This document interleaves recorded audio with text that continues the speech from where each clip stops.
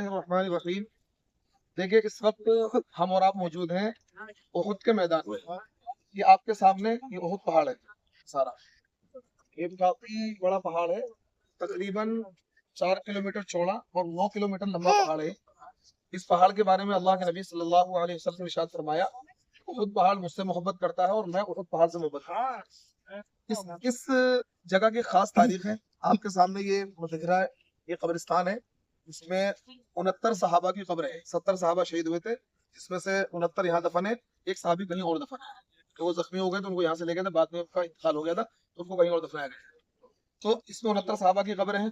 अल्लाह के नबी सल्लल्लाहु अलैहि वसल्लम के सगे चचा सैयदना अमीर हमजा रज़ियल्लाहु ताला अन्हु की भी कब्र है। और पीछे आप देखिए ये पहाड़ी, इस पहाड़ी के खास तारीख है।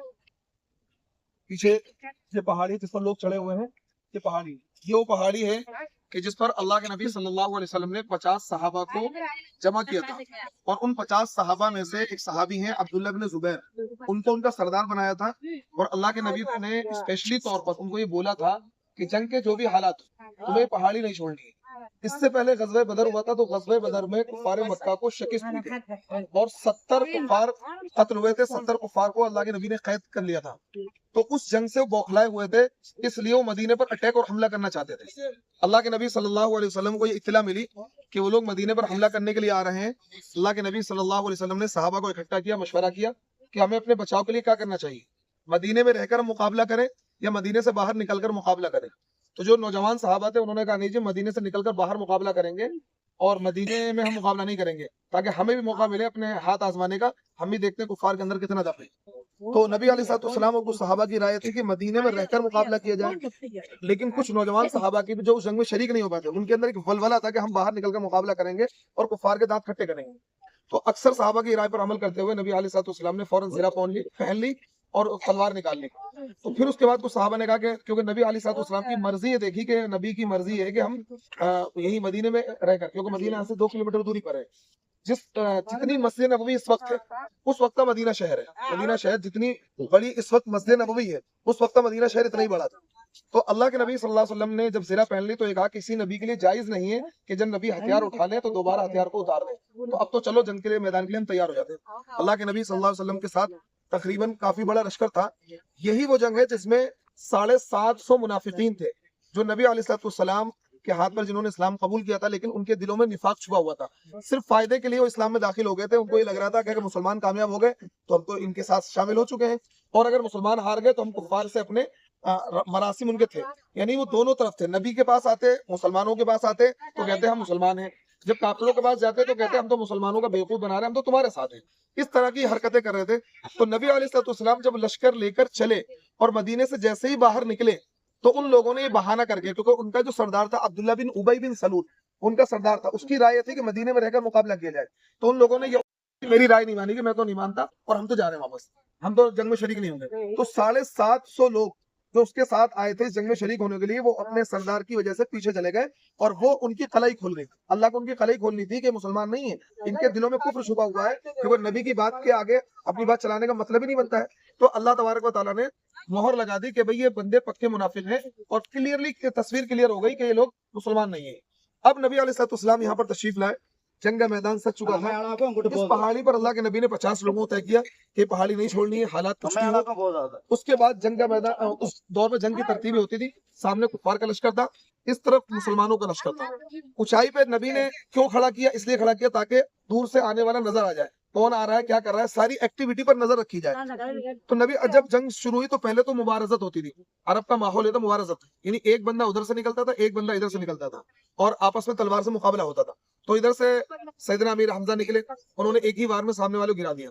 3-4 इस तरीके से जंग मतलब मुकाबले हुए और कुफार को ढेर कर दिया। उसके बाद घमासान की जंग शुरू हुई और आपस में मुकाबला आ रही शुरू हुई। दोनों लश्कर आपस में नबरद आजमा हुए और तलवारबाजी शुरू हो गई। जंग का मैदान पहली मर्तबा में क्या हुआ, मुसलमानों ने फतह कर लिया और कुफार के दांत खट्टे कर दिए। कुफार मैदान छोड़ के भाग गए। अब जब कुफार मैदान छोड़ के भाग गए तो जो सहाबा पहाड़ी पर टिके हुए थे, उन सहाबा ने देखा कि जंग का मैदान बिल्कुल बदल चुका है, कुफार मैदान छोड़ के भाग चुके हैं। वो नीचे को उतरने लगे, लेकिन जो उनके सरदार थे अब्दुल्ला इब्न जुबैर, उन्होंने बोला कि नहीं, हमें ये पहाड़ी नहीं छोड़नी है, क्योंकि अल्लाह के नबी ने मना किया था।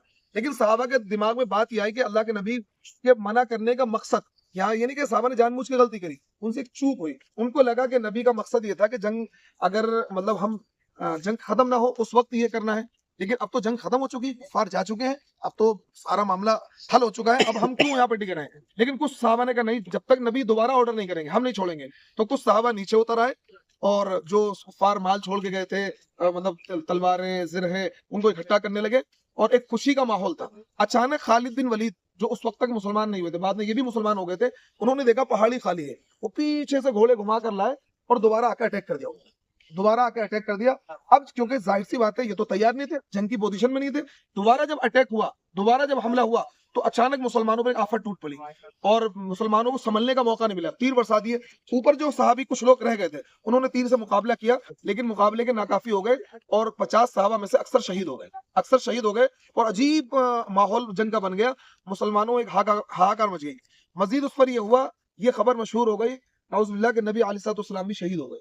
اب کیونکہ ظاہر سی بات ہے نبی سے صحابہ کو محبت تھی اور نبی لیڈر تھے، جب یہ خبر مشہور تو صحابہ کی ہمتیں بالکل پست ہو گئی، ٹوٹ گئے صحابہ رونے لگے اور صحابہ نے کیا جینے کی امید چھوڑ دی، کہ اب ہم جنگ کر کے کیا کریں گے، اب ہمارے جینے کا کوئی مقصد نہیں ہے، جب نبی شہید ہو گئے تو ہم جی کر کیا کریں گے۔ یہ خبر مدینے تک پہنچ گئی، نبی سے اتنی زیادہ محبت تھی ہم لوگ کیا اس کا یعنی سوچ بھی نہیں سکتے ہیں۔ ایک صحابیاں ہیں، بوڑھی صحابیاں ہیں، جب مدینے تک خبر پہنچ گئی کہ نبی علیہ السلام شہید ہے، مدینے میں ہاکار مچ گئی اور مدینے گھر میں کیا ہے لوگ رونے لگے۔ ایک صحابیاں ہیں وہ جلدی سے مطلب بوڑھی عورت تھی، لاٹھی سے وہ چل کر احد کی طرف آ رہی تھی، راستے میں کچھ لوگوں سے ملاقات ہوئی، انہوں نے پوچھا کہ بھئی نبی کا حال بتائیں، انہوں نے کہا تمہارا بیٹا شہید، بولے مجھے نہ بتائیں، پھر آگے چلیں، ایک نے کہا تمہارا شوہر شہید ہوگا، مجھے نہ بتائیں، تمہارا بھائی مجھے یہ بتائیں میرے نبی کیسے ہیں، مجھے صرف یہ بتائیں میرے نبی کیسے ہیں۔ تو خیر جب وہ یہاں تک آئیں تو پتہ ہی لگا کہ نبی علیہ السلام شہید نہیں ہو بلکہ ایک جھوٹی خبر اڑا دی گئی تھی کہ نبی علیہ السلام شہید ہو گئے ہیں۔ تو پھر ان کو تسلی ہوئی، انہوں نے کہا کوئی بات نہیں، پورا گھر شہید ہو جائے لیکن میرے نبی محفوظ ہیں تو ہم محفوظ ہیں۔ اس کے بعد کیا ہوا، نبی علیہ السلام کہ اسی جنگ میں دانت مبارک شہید ہوئے اور آپ کا پورا جسم لہو لہان ہو گیا، لیکن نبی علیہ السلام کی صحابہ نے حفاظت کی۔ جب نبی علیہ السلام پر تیر کی بارش ہو رہی تھی، صحابہ نے گھیرا لگا لیا اور اپنے سینے پر صحابہ نے تیر کھا لیے، لیکن نبی علیہ السلام کی حفاظت کی۔ اس کے باوجود نبی علیہ السلام اس جنگ میں زخمی ہوئے، اس کے علاوہ کسی بھی جنگ میں نبی علیہ السلام زخمی نہیں ہوئے۔ آپ کا ایک دانت مبارک شہید ہوا، ٹوٹ گیا، اور اس کے بعد جنگ کے حالات عجیب و غریب ہو گئے، لیکن تھوڑی دیر کے بعد پھر مسلمان سنبھلے۔